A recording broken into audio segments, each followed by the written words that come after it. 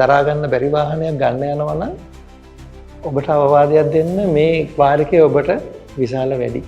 අනික කතන්දරේ මම මේ කල්පනා කළේ දැන් මේ ප්‍රී ලීසින් වල තියෙන හොඳේ දැන් සමහර විට වෙනවා ඇත්තේ අපි ආසාවට හොඳ එකක් ගන්න වැඩිපුරක් දාලා කොහෙන් හරි දෙන්නම් කියලා හිතාගෙන සල්ලි අපිට එහෙම සෝස් එකකුත් නැහැ අපිට එන විදිහක් අපි ඉතර හිතන්නේත් නැතුව ගන්නවා.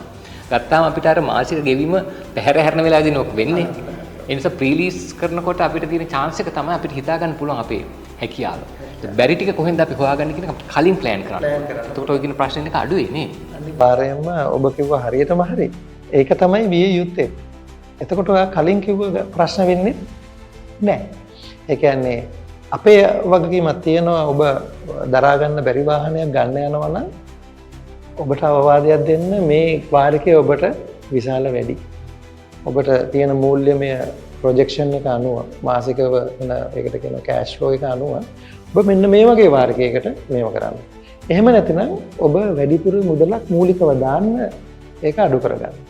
එහෙම නැත්නම් තව තියෙනවා අපේ විවිධ ක්‍රම. ඇතැම් අයට තව අවුරුදු 2කින් හම්බෙන්න තියෙනවා එයාගේ තියෙන වෙනත් පත්කමක් විකුණලා මුදලක් හෝ එයාගේ පාරිතෝෂිකයක් වගේ OEP.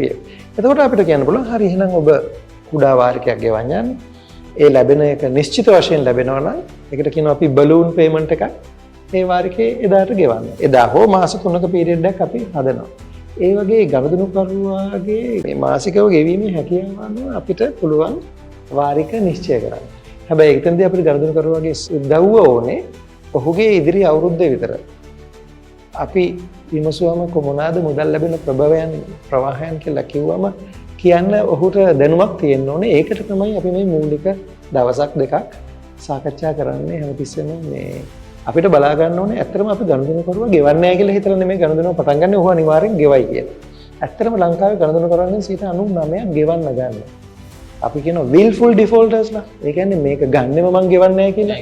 අතිශයින්ම ඉතා සුළු ප්‍රතිශතයක් ඉන්නේ.